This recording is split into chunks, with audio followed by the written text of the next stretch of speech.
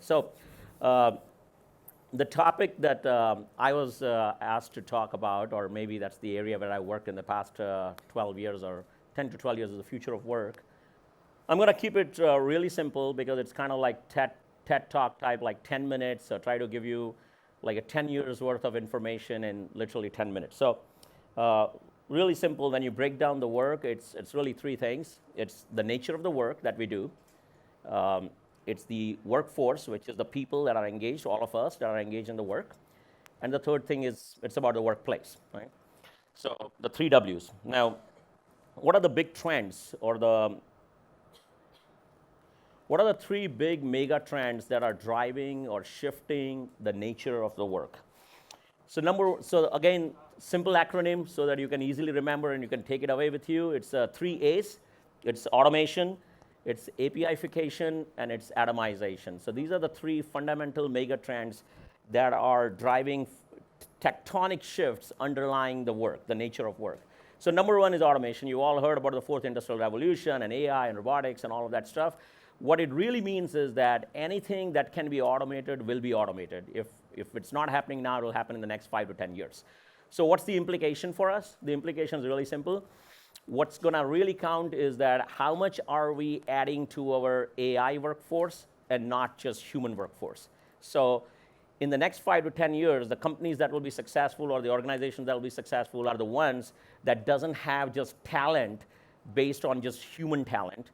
It's also how much AI talent that you have. So a company may say, look, we have 5,000 employees and we have 2,000 of them are PhDs and are great R&D engineers. But a company with just maybe 500, not 5,000, that 500 company has AI workers that can beat a 5,000 human workers. So just keep that in context. But this is happening really, really fast. As you know, lots of low skill and mid skill jobs are going away. And organizations that don't adopt to that, they will go extinct. So that's the trend number one.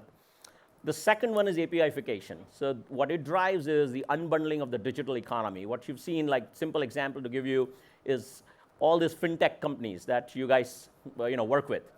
These fintech companies did not exist in the past about 10 years back. Everything was a monolithic banks or some kind of financial organization.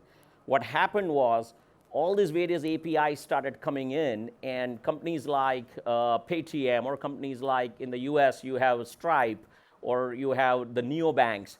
All these guys are now able to offer you all kinds of different financial services, whether it is from loans to deposits to payment services, B2B, B2C. Everything is unbundled, and that unbundling is happening on the digital stack, and that's because of this APIfication. So that's the second big thing that is changing the nature of work. If you are an organization that is offering any kind of digital services, if you want to create that economy by creating that APIfication, because if you don't do it, your competitors are doing it.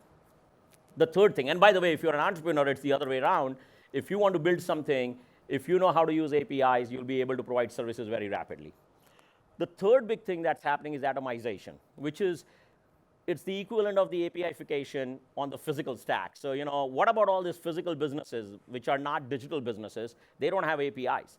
So what you do is that you take a physical business and you break it down into atoms, like, cut it down into, chunk it down, and then you can spread it around. So simple example to think about this would be any kind of shared economy. So think about Airbnb. They are in the business of physical assets. So there's no APIfication. But they don't have to have a monolithic, large 500-room hotel. They can have 50 hotels worldwide with 10 rooms or 50 rooms.